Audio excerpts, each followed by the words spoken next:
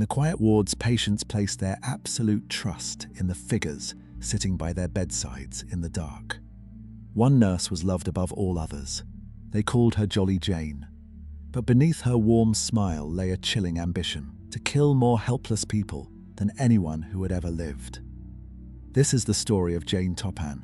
Cases like hers have a way of slipping out of memory altogether. If you would like to see more of them brought back to light, you can help by liking this video and subscribing to the channel. Long before she was known in the sterile corridors of Massachusetts hospitals, she was Honora Kelly. She was born in 1854 to a family of impoverished Irish immigrants, arriving in a country that had very little use for them and offered even less in the way of mercy. Her early years were steeped in a profound and isolating kind of instability. Her father, Peter Kelly, was a man consumed by severe, unchecked psychological afflictions. In the crowded, desperate neighborhoods where they lived, whispers circulated about his terrifying descent into madness, culminating in a gruesome rumor that he had taken a needle and thread and sewn his own eyelids shut to block out the world. It was a dark, erratic bloodline, carrying a terrible biological inheritance that the courts of law would one day be forced to weigh against the measure of her crimes. By 1863, whatever fragile structure her family had managed to maintain completely collapsed. At the age of 6, Honora was surrendered to the Boston Female Asylum, an austere institution designed to mold destitute immigrant girls into compliant, invisible domestic workers. She did not stay within those institutional walls for long. She was soon placed as an indentured servant in the wealthy home of Mrs. Anne C. Toppan in Lowell, Massachusetts. In that affluent household, she was fed and clothed, but she was never truly considered a daughter. The family took away the only thing she had left to her name, erasing Honora Kelly entirely to give her a more respectable, Americanized identity. They called her Jane Toppan. She grew up in the long shadow of absolute privilege, witnessing a comfortable, secure life she was permitted to serve, but never allowed to claim as her own. In that quiet, ongoing servitude, a deep and unnameable resentment began to take root in the mind of a girl who had nothing. For years, she played the part of the dutiful servant, burying her anger until she finally sought a respectable escape. In 1889, well into her 30s, Jane secured a position as a student nurse at Cambridge Hospital. It was a highly regarded institution, a place of crisp white linens, rigid medical hierarchy, and strict order, and Jane learned how to maneuver through it perfectly. She constructed a flawless public persona. She was tirelessly attentive, always ready with a comforting word or a warm, matronly smile for those suffering in the dim wards. Her cheerful disposition won over the senior physicians and the vulnerable patients alike. They affectionately named her Jolly Jane, completely enchanted by the seemingly boundless compassion of a woman who appeared naturally born to heal the sick. Yet, there was a strange, unsettling shadow beneath that bright and busy exterior. While her peers found comfort in seeing patients recover and walk out of the hospital doors, Jane harbored a peculiar and intense fascination with those who did not. She lingered a little too long in the morgue and showed an abnormal, almost eager enthusiasm for assisting the doctors with autopsies. She wanted to understand the intricate mechanics of human failure, tracing the pathways of disease and death with an intensity that made some of her colleagues quietly uneasy. Her mind was absorbing every detail of anatomy and pharmacology, studying exactly how the human body responded to various chemicals and how easily it could be dismantled from the inside out. The doctors praised her unrelenting dedication, fundamentally mistaking a predator's cold observation for a dedicated nurse's diligence. They looked at Jolly Jane and saw a woman committed entirely to the preservation of life, entirely unaware of what she was actually building in the quiet hours of her shifts. That cheerful demeanor and that warm, reassuring presence at the bedside were nothing more than a carefully draped curtain. Behind it, an invisible and deadly laboratory was already taking shape. Most murderers in the late 19th century relied on crude and brutal instruments. They used heavy blades, loaded revolvers, or clumsy doses of arsenic that left their victims violently ill, and the local authorities immediately suspicious. Jane Toppan despised such messy, chaotic methods. Her chosen battlefield was the human nervous system, and her weapon was entirely invisible to the naked eye.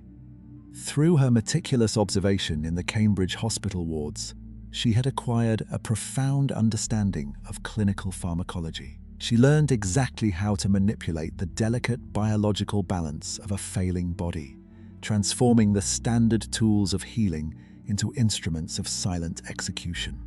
She developed a lethal methodology that would eventually baffle the brightest medical minds of Massachusetts.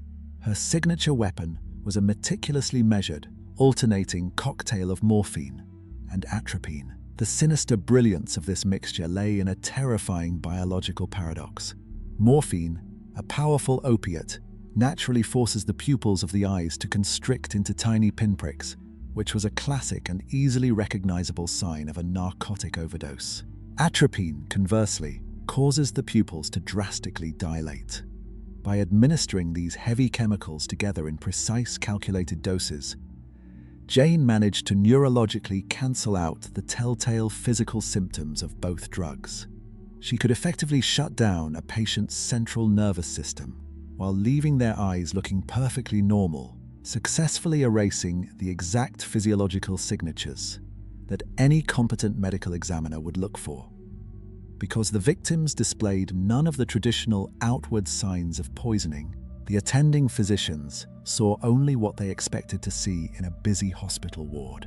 They observed sick individuals quietly slipping away in the dark hours of the night. Death certificates were signed in rapid succession without a single second thought, attributing the sudden demises to acute heart failure, natural exhaustion, or simply the inescapable frailty of old age. The doctors never suspected foul play. The very concept of a dedicated, cheerful nurse systematically executing her own patients was completely inconceivable to the conservative Victorian medical establishment. Jane operated in plain sight, perfectly shielded by her crisp white uniform and the absolute unquestioning trust that society placed in her noble profession. Yet, the true horror of Jane Toppan's crimes rested not merely in how she killed, but in the dark psychological abyss of why. She did not poison these vulnerable men and women for financial inheritance, nor did she act out of a twisted sense of mercy to end their physical suffering. Upon her eventual capture, she confessed to a motive born of pure megalomania. She killed for the intoxicating, godlike thrill of absolute power. She wanted to hold the boundary between life and death completely in her own hands, later admitting on the official record that her ultimate ambition was to kill more helpless people than any man or woman who had ever lived. The most chilling detail of her methodology was her final intimate ritual. As the lethal chemical cocktail took its final toll, Jane would physically climb into the hospital bed. She would pull the dying patients close to her chest, holding them tightly and staring into their fading faces as they drew their last breaths, achieving a profound, deeply disturbed rush of psychological dominance. For over a decade, she moved through the esteemed medical institutions of New England like a phantom, leaving a quiet, undetected trail of corpses in her wake. She had effectively weaponized her own intellect, proving to herself night after night that she was vastly superior to the highly educated, wealthy doctors who unknowingly signed away her murders as natural causes. She truly believed she was an untouchable genius, and she might have remained completely invisible to the law forever, had her overwhelming arrogance not finally pushed her to commit one reckless, catastrophic mistake. The summer of 1901 brought a stifling, oppressive heat to the coastal village of Toppan, Massachusetts. It was a quiet, insular place of salt air and weathered cedar shingles, a town where neighbors knew the quiet rhythms of each other's daily lives. Jane Toppan had rented a summer cottage from an elderly, well-respected local couple named Alden and Mattie Davis. To the outside world, she was merely a pleasant tenant, a respectable city nurse seeking a brief, peaceful respite from the demanding hospital wards of Boston. But the darkness she had cultivated in the city was no longer confined to the institutional walls of a clinic. Over the years, the intoxicating, godlike thrill of absolute power that fueled her early crimes had begun to curdle into something far more petty, vindictive, and deeply personal. Jane had fallen behind on her cottage rent, a relatively trivial financial debt that deeply irritated her overwhelming pride. More disturbingly, her motivations had warped to include a delusional romantic fixation. She had set her sights on the husband of one of the Davis daughters, convincing herself in a twisted leap of logic that if the surrounding family were entirely removed from the picture, she could seamlessly step into the void and claim the man for herself. The clinical detachment of her earlier hospital murders was replaced by a calculated domestic malice. The systematic eradication of the Davis family began with the matriarch. When Mattie Davis traveled to Cambridge to collect the overdue rent from her tenant, she suddenly and inexplicably fell violently ill. Jane, flawlessly playing the role of the devoted medical professional, immediately stepped in to nurse her ailing landlord. Within days, Mattie was dead.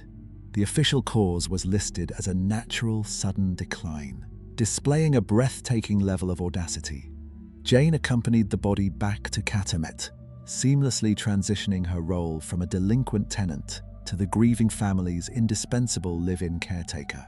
Alden Davis, heartbroken, exhausted, and completely unaware of the monster in his home, entrusted his fragile state to the very woman who had just murdered his wife.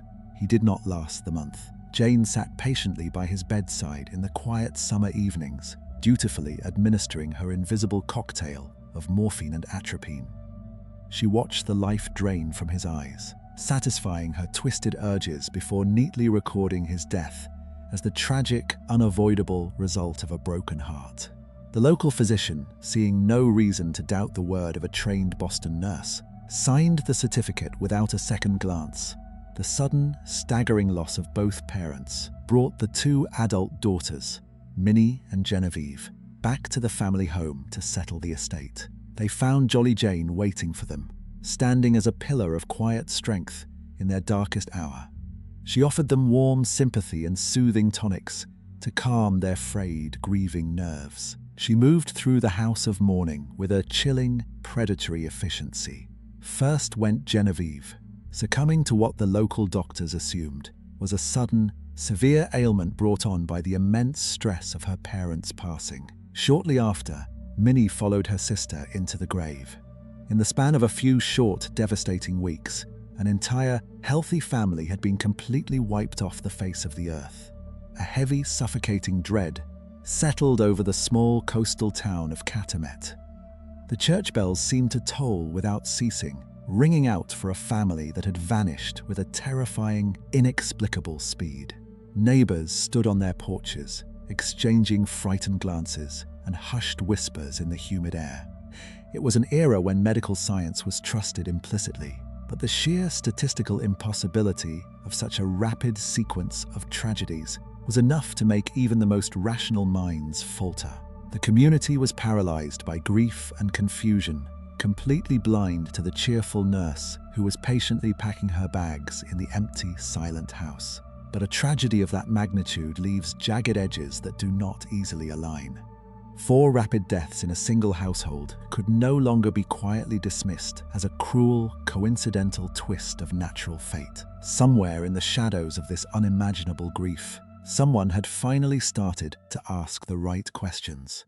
Captain Paul Gibbs was a man who did not easily accept the sudden vanishing of an entire family. As the father-in-law to the late Minnie Davis, he had watched from the periphery as the vibrant household in Catamet was systematically reduced to a row of fresh graves. While the townspeople and the local physician were willing to accept the staggering coincidence of 4 rapid deaths, Gibbs saw an impossible mathematical anomaly.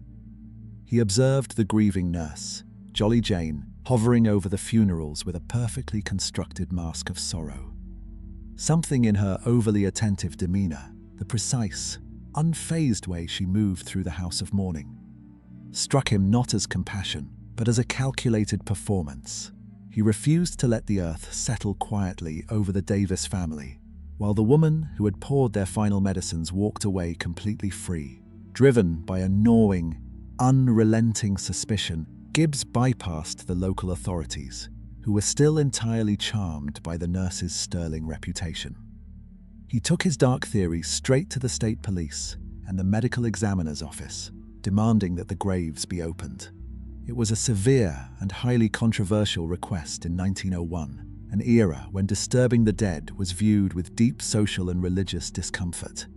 Yet, the sheer weight of his persistence forced the hand of the Massachusetts authorities. The order was given to exhume the body of Minnie Davis, pulling her casket back from the dark earth to let science speak where the living had been silenced. The exhumation brought the quiet tragedies of Katorme into the cold, clinical light of modern forensic science. The remains were transported to Dr. George Burgess Magrath, an esteemed medical examiner in Boston. Unlike the country doctors who had hastily signed the death certificates, Magrath did not look at the patient's history, nor did he listen to the soothing lies of a bedside nurse. He looked only at the tissue. In his laboratory, the invisible weapon that Jane had so carefully engineered was finally dragged into the harsh light of reality. The toxicology report was definitive and damning. The chemical analysis revealed lethal, unmistakable traces of morphine and atropine saturating the victim's organs. The delicate biological paradox that Jane had used to mask the overdoses, balancing constricted pupils with dilated ones, was utterly useless against the exactitudes of chemical testing. The myth of a sudden, tragic family curse was shattered on a piece of paper, replaced by the undeniable scientific proof of cold, calculated murder. An arrest warrant was immediately issued, and detectives fanned out across New England to find the woman who had spent a decade operating above all suspicion. They tracked Jane Toppan down to Amherst, New Hampshire, where she had already integrated herself into yet another household, quietly preparing to resume her deadly, invisible work. When the police finally arrived to place her in handcuffs, there was no panic, there were no tears, no desperate pleas of innocence, and no sudden breaks in her flawless composure. She submitted to the steel chains with a calm, flat detachment that unnerved the arresting officers more than any violent struggle ever could. She simply looked at them with the mild, polite irritation of a woman whose daily routine had been rudely interrupted, her warm, matronly smile never entirely leaving her face. They transported her back to Massachusetts, locking her in a bleak, stone-walled interrogation room to confront her with the undeniable evidence of the Davis family murders.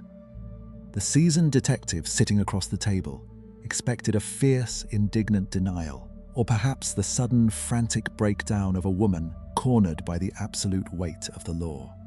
What came next defied every expectation they had built over their long careers in law enforcement. When they sat down to question her, the thing that truly terrified the hardened investigators was not that Jane Toppan tried to deny what she had done. It was that she leaned forward, completely unbothered by the gravity of the room, and simply began to count. In the summer of 1902, the heavy oak doors of the Barnstable County Courthouse swung closed, sealing the public inside with a woman who had fundamentally redefined the limits of human cruelty. The trial of Jane Toppan became an immediate, sensational spectacle across the country. The sheer, staggering volume of her crimes was difficult for the contemporary mind to process. In her official statements to the investigating authorities, delivered without a single tremor of remorse or hesitation, she formally confessed to the murders of 31 individuals. Modern historians and forensic scholars, who have since combed through the grim ledgers of her hospital shifts, suspect the true number of her victims lay somewhere between 70 and 100. She had treated the esteemed medical wards of Massachusetts as her own private hunting grounds. When pressed by the court for a motive, she offered no tearful apologies or desperate pleas for misunderstanding. Instead, she laid bare a psychological void that terrified the seasoned magistrates. Her stated ambition, recorded plainly in the cold ink of the court documents, was simply to have killed more people, helpless people, than any other man or woman who ever lived. With the physical facts of the murders completely undisputed by the defense, the legal proceedings shifted entirely into a bitter, complex quarrel over the fundamental nature of the human mind. The courtroom became a battleground for the alienists, the early pioneers of modern psychiatry, who were tasked with interpreting the dark, twisted labyrinth of Jane's consciousness. The medical experts testifying for the prosecution painted a portrait of a highly functioning, deeply cunning apex predator. They pointed to the meticulous, calculated nature of her lethal chemical cocktail, arguing that the precise blending of morphine and atropine required a sharp, organized, and entirely rational intellect. She had not killed in sudden fits of uncontrollable frenzy or confused delusions. She had planned her dosages, she had waited patiently in the shadows of the wards, and she had flawlessly covered her tracks for over a decade. To the prosecution, Jane Toppan was not a victim of a broken mind. She was an unparalleled architect of death, who knew exactly the weight of the sins she was committing. The defense alienists told a different story altogether, asking the court to look past the white nurse's uniform and into the dark, corrupted bloodline of Honora Kelly. They summoned the spectre of her father, Peter Kelly, and the horrific, documented tales of his severe self-mutilation, arguing that Jane had inherited a mind that was biologically and incurably fractured from birth. They posited that her absolute lack of human empathy and her morbid obsession with death were not calculated choices, but the inevitable manifestations of severe generational madness. How could a woman who derived intimate, physical pleasure from holding a dying patient be judged by the moral standards of sane society? They argued that the monster sitting calmly before the judge was entirely devoid of moral agency, a tragic vessel steered by a genetic curse rather than autonomous free will. The 12 men of the jury sat in the sweltering, airless courtroom, suffocated by the grim reality of what they were being asked to decide. They were not determining whether Jane Toppan had systematically dismantled the lives of innocent patients in the dark.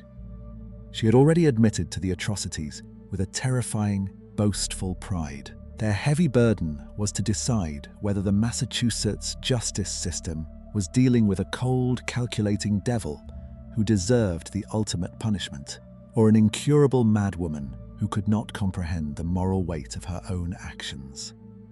The atmosphere in the room was thick with a quiet, terrified tension as the judge delivered his final instructions. The jurors were ushered into a secluded chamber to weigh the fate of the most prolific, remorseless killer the state had ever harbored. The gallery braced itself for a long, agonizing deliberation, assuming the men would spend days wrestling with the profound complexities of medical science and human evil. But it took only 27 minutes for the heavy wooden door to swing open again, and they walked back into the courtroom to deliver a verdict that absolutely no one had seen coming. On the 23rd of June, 1902, the 12 men of the jury returned to their seats in the Barnstable County Courthouse. They had held the ultimate fate of a woman who freely admitted to destroying dozens of lives, yet the conclusion they delivered offered no traditional sense of closure. The verdict was not guilty by reason of insanity. A profound, suffocating silence fell over the courtroom, immediately followed by an eruption of absolute public outrage. For the grieving families of the victims, men like Captain Paul Gibbs, who had fought so relentlessly to unearth the truth from the Katamet soil, it was a devastating betrayal by the very legal framework they had trusted. The justice system had effectively declared that a woman who could meticulously calculate lethal chemical dosages, manipulate local physicians, and seamlessly deceive entire communities for over a decade was somehow not legally responsible for the carnage she left behind. The public was left grappling with a chilling precedent, forced to accept that the most prolific murderer the state had ever known would entirely escape the executioner's chair. What followed the sensational trial was not a dramatic reckoning, but a long, unsettling fade into total obscurity. Jane Toppan did not face the violent end that so many felt she deserved. She was quietly transported to the Taunton Insane Hospital, where the heavy institutional doors locked behind her for the final time. The same prominent newspapers that had spent months dissecting her every word and printing lurid details of her lethal cocktails lost interest in her almost as quickly as she disappeared from the public eye. Decades passed, and the world outside shifted through a world war and sweeping medical advancements, while the former Jolly Jane remained frozen in the isolated wards of the asylum. She lived out the rest of her days in an eerie, uneventful peace entirely removed from the vast devastation she had caused. She survived until the late summer of 1938, dying quietly at the remarkable age of 84, an old woman whose unassuming end stood in stark, bitter contrast to the vibrant lives she had so ruthlessly stolen. There is a quiet, enduring horror in the legacy she left behind. A hospital is fundamentally built on an unspoken, absolute contract of trust. It is the one place we are forced to go when we are stripped of our strength, entirely reliant on the compassion and professional expertise of the strangers standing at the foot of the bed. The tragedy of Jane Toppan completely shattered that sacred sanctuary. She weaponized the very concept of medical care, transforming an institution of healing into a private stage for her own psychological dominance. Her story plants a primal, lingering fear in the back of the mind, the terrifying realization that when you are at your absolute weakest, the gentle hand reaching out to comfort you in the dark might very well be the hand waiting to take your final breath. The question of her mental state remains as unsettling today as it was in that sweltering courtroom over a century ago. Do you believe her highly calculated, medical precision was the work of a rational, cunning predator, or was the jury right to attribute such overwhelming cruelty to a shattered mind? I would love to hear your thoughts on the insanity verdict in the comments below.